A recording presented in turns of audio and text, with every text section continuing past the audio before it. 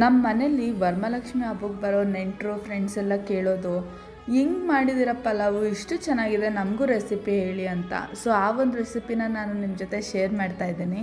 ಒಂದು ಕುಕ್ಕರ್ಗೆ ಎಣ್ಣೆ, ಓಲ್ ಸ್ಪೈಸಸ್ಸು, ಪಲಾವ್ ಎಲೆ, ಈರುಳ್ಳಿ ಹಾಕ್ಕೊಂಡು ಈರುಳ್ಳಿ ಕ್ಯಾರಮಲೈಸ್ಡ್ ಆಗೋವರೆಗೂ ಫ್ರೈ ಮಾಡ್ಕೊಳ್ಳಿ. ಅದಕ್ಕೆ ಒಂಚೂರು ಶುಂಠಿ ಬೆಳ್ಳುಳ್ಳಿ ಪೇಸ್ಟ್ ಹಾಕ್ಕೊಂಡು ಹಸಿ ವಾಸನೆ ಹೋಗೋವರೆಗೂ ಫ್ರೈ ಮಾಡ್ಕೊಳ್ಳಿ. ಹಸಿ ವಾಸನೆ ಹೋಗಾದ್ಮೇಲೆ 2 ಸ್ಲಿಟ್ ಮಾಡ್ಕೊಂಡಿರೋ ಮೆಣಸಿನ್ಕಾಯಿ, 2 ಸಣ್ಣದಾಗಿ ಹೆಚ್ಚಿಟ್ಕೊಂಡಿರೋ ಟೊಮೆಟೊನ ಹಾಕ್ಕೊಂಡು ಟೊಮೆಟೊ ಸ್ಮ್ಯಾಶ್ ಆಗೋವರೆಗೂ ಚೆನ್ನಾಗಿ ಬೇಯಿಸ್ಕೊಳ್ಳಿ. ಅದಕ್ಕೆ ಒಂಚೂರು ಪುದೀನ, ಕ್ಯಾರೆಟು, ಬೀನ್ಸು, ಆಲೂಗೆಡ್ಡೆ, ಬಟಾಣಿ ಹಾಕೊಂಡಿದ್ದೀನಿ. ನಿಮಗೆ ಯಾವ್ದು ಬೇಕೋ ಆ ತರಕಾರಿ ಹಾಕೊಳ್ಳಿ. ಅದಕ್ಕೇನೆ ರುಚಿಗೆ ತಕ್ಕಷ್ಟು ಕಲ್ಲುಪ್ಪು, 1 ಚಿಟಿಕೆ ಅರಿಶಿನ, ಅಚ್ಕಾರದ ಪುಡಿ, ಧನಿಯಾ ಪುಡಿ, ಗರಂ ಮಸಾಲ, ಬಿರಿಯಾನಿ ಪೌಡರ್ ಹಾಕೊಂಡು 1 ಕಪ್ ಮೊಸರು ಹಾಕೊಂಡು ಅದಕ್ಕೇನೆ 1 ಸ್ಪೂನ್ ಗೀ ಹಾಕೊಳ್ಳಿ ಟೇಸ್ಟ್ಗೋಸ್ಕರ. ಮಸಾಲೆ ಎಲ್ಲ ಎಣ್ಣೆ ಬಿಟ್ಕೊಂಡ್ಮೇಲೆ ನಿಮ್ಮ ಅಳತೆ ತಕ್ಕಂಗೆ ನೀರು ಹಾಕೊಂಡು, ನೀರು ಕುದಿ ಬಂದ್ಮೇಲೆ ಅದಕ್ಕೆ ಅಕ್ಕಿ ಹಾಕೊಂಡು ಕುಕ್ಕರ್ ಲಿಡ್ ಕ್ಲೋಸ್ ಮಾಡ್ಕೊಳ್ಳಿ.